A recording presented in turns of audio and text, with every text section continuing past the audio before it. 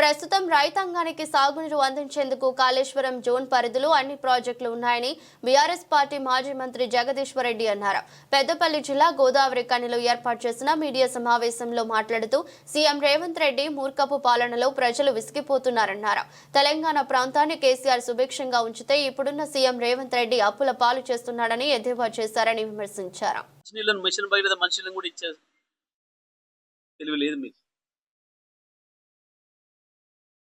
కరువును ఎదుర్కోవడం కట్టిన ప్రాజెక్టులను ఉపయోగించుకునే జ్ఞానం లేదు. ఒకవైపు రాష్ట్ర ఆదాయం కరోనా పరిస్థితులలో కూడా ప్రపంచంలో ప్రోగ్రెస్ లో ముందుకు పోయిన ఏకైక ఆర్థిక వ్యవస్థ తెలంగాణ ఆర్థిక వ్యవస్థ. కానీ ఇవాళ మీ మూర్ఖ పాలనకు గత సంవత్సరం 15,000 కోట్ల నష్టంలోకి పోయింది. వచ్చే ఆదాయం 15,000 కోట్లు తగ్గింది అని అంటే వాస్తవానికి 15 కోట్లు పెరగాలి ప్రతి సంవత్సరం లెక్క ప్రకారం. కేసీఆర్ చేతికి వచ్చిన తర్వాత ప్రతి సంవత్సరం 15,000 పెరుగుతూ వచ్చింది. 60,000 ఆదాయం 2.5 లక్షల కోట్లకు వచ్చింది. కానీ గత సంవత్సరం నీ నిర్వాహకం వల్ల 30,000 కోట్ల నష్టంలోకి పోయింది.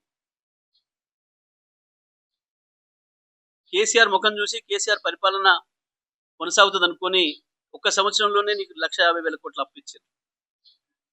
కానీ నీ సకదనం తేలిపోయిన తర్వాత, నీ చేత కాదు అని అర్థమైన తర్వాత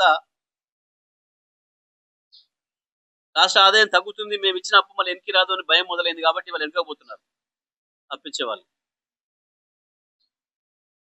గది తెలుసుకోలేక నన్ను చెప్పుల దొంగలకి చూస్తున్నారు.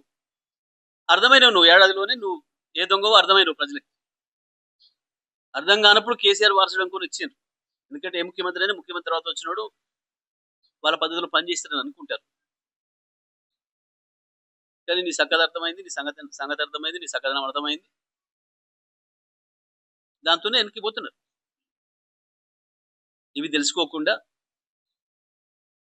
ఒక్కరోజు ఇప్పటి వరకు కేసీఆర్ గారు నీ పేరు తెలుసుకోలేదు, నీ పేరు ఆయన ఉచ్చరించలేదు. కానీ కేసీఆర్ పేరు ఉచ్చరించకుండా ఒక్కరోజు నువ్వు నిద్రపోలే ఇప్పటివరకు.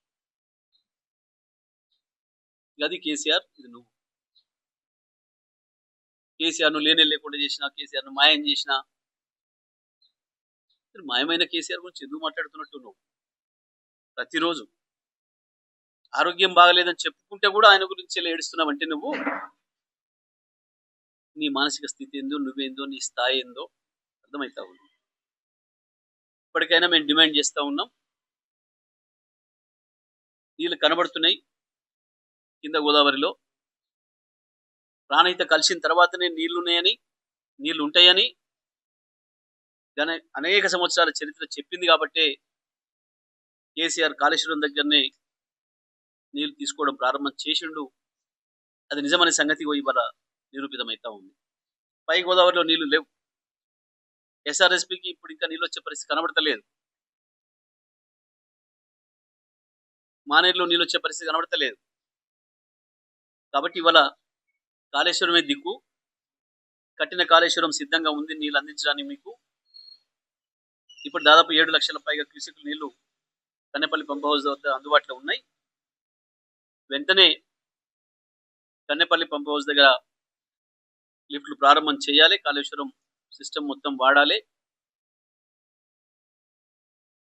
ఉమ్మడి కరీంనగర్ కావచ్చు, వరంగల్ కావచ్చు, నల్గొండ కావచ్చు, ఇంకోవైపు మెదక్ జిల్లా కూడా నీళ్ళు ఇవ్వడానికి సిద్ధంగా ఉంది. మల్లన్న సాగర్, కుండపోచమ్మ సాగర్, రంగనాయక సాగర్తో సహా ఇవి అన్ని కనుక నువ్వు ప్రారంభం చేస్తే, ఒకవేళ ఆలస్యమయ్యే ప్రమాదం ఉంటే నీళ్ళ మళ్ళీ వెనక్కి తీసుకుపోయి ఎస్ఆర్ఎస్పీ కూడా నీళ్ళని తీసుకునే అవకాశం ఉంది. దీంతోనే అన్ని వ్యవస్థల్ని సిద్ధం చేసి పెట్టిన కేసీఆర్ గారు. కాబట్టి ఇవాళ దాని అవసరం స్పష్టంగా కనబడుతుంది మొత్తం తెలంగాణ రైతాంగానికి, తెలంగాణ ప్రజలకి.